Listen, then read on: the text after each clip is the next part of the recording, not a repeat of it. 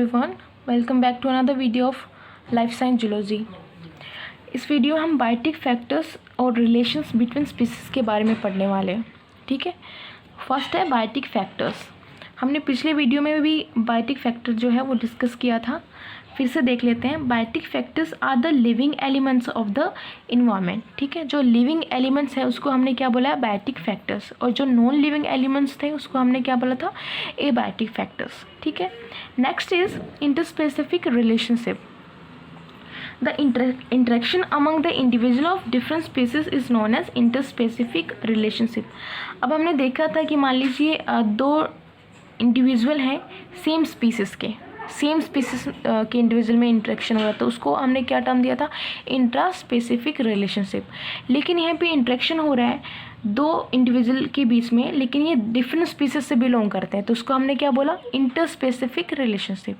ठीक है, अब इंटरस्पेसिफिक रिलेशनशिप को हमने डिफरेंट कैटेगरीज में जो है वो डिवाइड कर रखा है।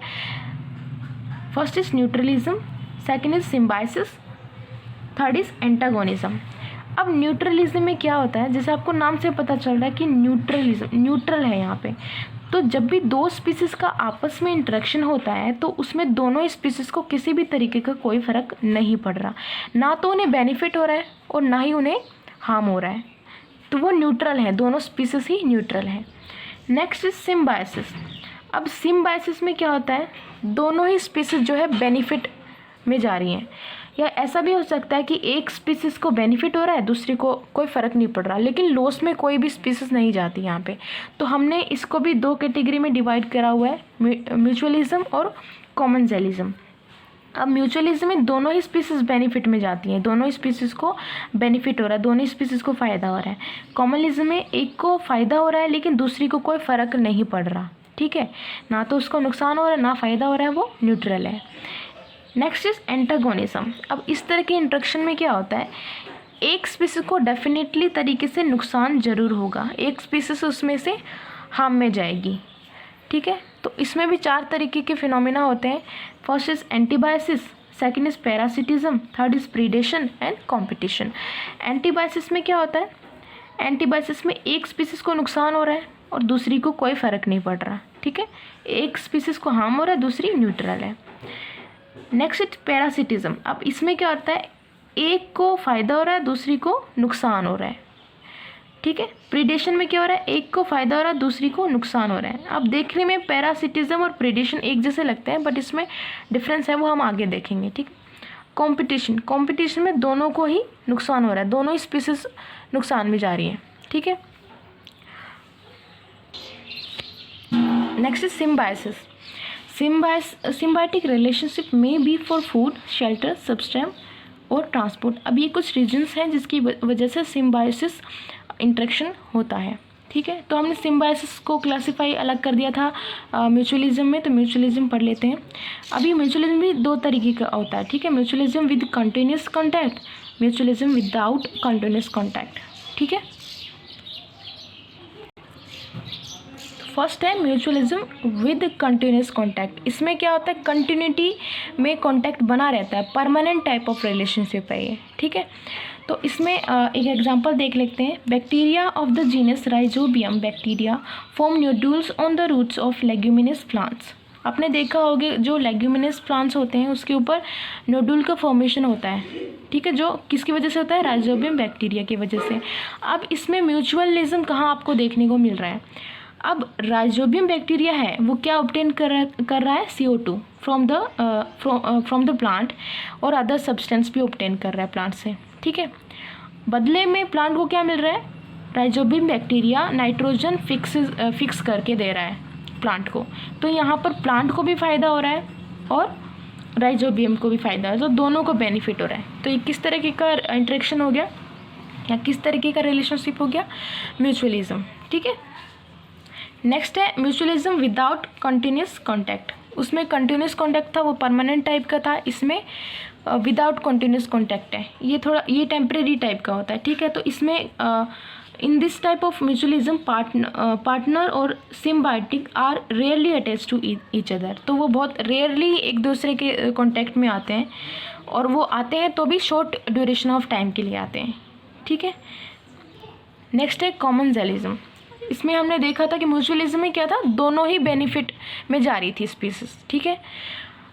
कॉमनजेलिज्म में क्या हो रहा है, एक स्पीसीज को बेनिफिट हो रहा है लेकिन दूसरी को कोई फ़र्क नहीं पड़ रहा, ठीक है। One get benefited other has no effect. इसमें भी कॉमनलिज्म विद कंटिन्यूस कॉन्टैक्ट और एक होता है विदाउट कंटिन्यूस कॉन्टैक्ट, ठीक है। तो सबसे पहले पढ़ते हैं commensalism with continuous contact. Hygroscopic plants are found growing on the branches and on the fork of trees. आपने कभी देखा होगा कि जो बहुत बड़े फॉरेस्ट होते हैं उसमें क्या होता है कि प्रॉपर तरीके से सनलाइट नहीं जाती है ग्राउंड पे, तो क्या कुछ प्लांट क्या करते हैं कि ब्रांचेस पे ही ग्रो करना शुरू कर देते हैं, अटैच होना शुरू कर देते हैं एक तरीके से। They do not obtain nourishment from the tissue of the tree. अब वो उनसे किसी भी तरीके का नरिशमेंट नहीं ले रहे हैं, वो अपना खाना खुद बना रहे हैं, ठीक है, लेकिन वो बस अटैच्ड है। अब इसमें क्या हो रहा है, जिस प्लांट पे वो अटैच है उस प्लांट को कोई फ़र्क नहीं पड़ रहा, लेकिन जो प्लांट अटैच है उसको क्या है, बेनिफिट हो रहा है। तो कॉमनलिज्म में एक स्पीसीज को बेनिफिट हुआ, दूसरे को कोई फ़र्क नहीं पड़ा। तो ये जो कॉन्टैक्ट में रहते हैं, कंटिन्यूसली कॉन्टैक्ट में रहते हैं, ये परमानेंट कॉमनलिज्म है। नेक्स्ट है कॉमनलिज्म विदाउट कंटिन्यूस कॉन्टैक्ट। इसमें क्या होता है, ये टेम्परेरी कॉन्टैक्ट होता है और इसमें परमानेंट कुछ भी नहीं होता।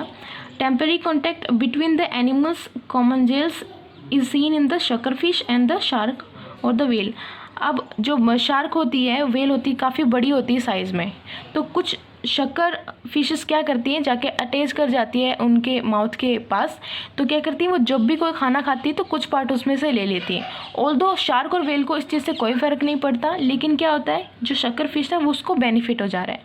तो यही होता है कॉमनलिज्म में, एक स्पीसीज़ को बेनिफिट हो रहा है, यहाँ पे शक्कर फिश को बेनिफिट हो रहा है, लेकिन शार्क और व्हेल को यहाँ पे कोई भी फ़र्क नहीं पड़ रहा, ठीक है।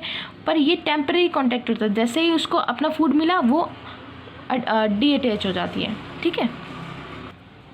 Next is antagonism. The relationship between the members of the different species in which one or both are harmed is termed as antagonism. अब इसमें हमें या तो ऐसा होता है कि किसी एक स्पीसीज़ को नुकसान होता है या फिर दोनों ही स्पीसीज़ को क्या होता है, हार्म होता है, लेकिन हार्म जरूर होता है, ठीक है, किसी भी एक स्पीसीज़ को या फिर दोनों को भी हो सकता है। तो फर्स्ट इसको हमने क्लासीफाई किया हुआ है एंटीबायोसिस, पैरासिटिज्म, प्रीडेशन और कंपटीशन। तो सबसे पहले पढ़ लेते हैं एंटीबायोसिस। इसमें क्या होता है, one get harmed other has no effect. इसका एग्जांपल है fungi produce different kind of antibiotics substance which destroy pathogen which also result in the death of fish and cattle that drink that water।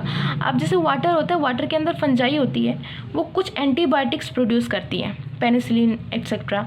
तो वो क्या करती हैं, water में जो pathogen है उनको किल करने के लिए होती हैं। बट होता क्या है कि कुछ फिशेस जो वो या फिर कुछ कैटल जो वो पानी पी लेती है तो वो उनकी भी डेथ हो सकती है।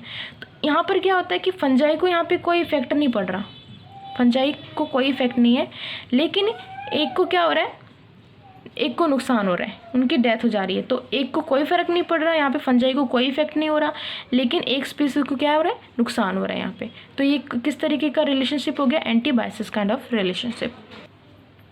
Next is parasitism. अब इस तरह की इंट्रैक्शन में क्या होता है, एक स्पीसीज को फ़ायदा हो रहा है, दूसरी को नुकसान हो रहा है।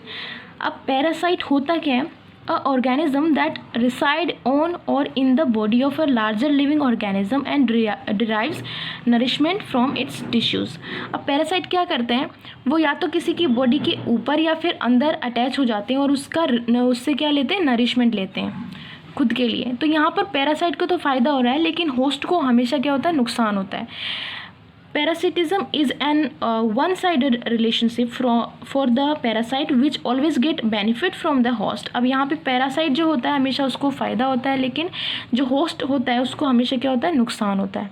इस तरह के इंट्रैक्शन को हमने क्या बोला है, पैरासिटिज्म, ठीक है, जिसमें पैरासाइट को तो फ़ायदा हो रहा है लेकिन होस्ट बॉडी को क्या हो रहा है, नुकसान हो रहा है।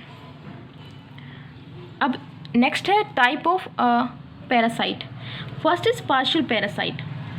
Those organisms which spend only a part of their life cycle on the host are called partial और temporary parasite। जो कुछ इस तरीके का इंटरेक्शन जिसमें क्या होता है कि ऑर्गेनिज्म की कुछ लाइफ साइकिल का कुछ पार्ट ही जो है एज अ पैरासाइट रिएक्ट करता है, तो उसको क्या बोला है हमने, पार्शियल पैरासाइट, वो परमानेंट नहीं है, ठीक है।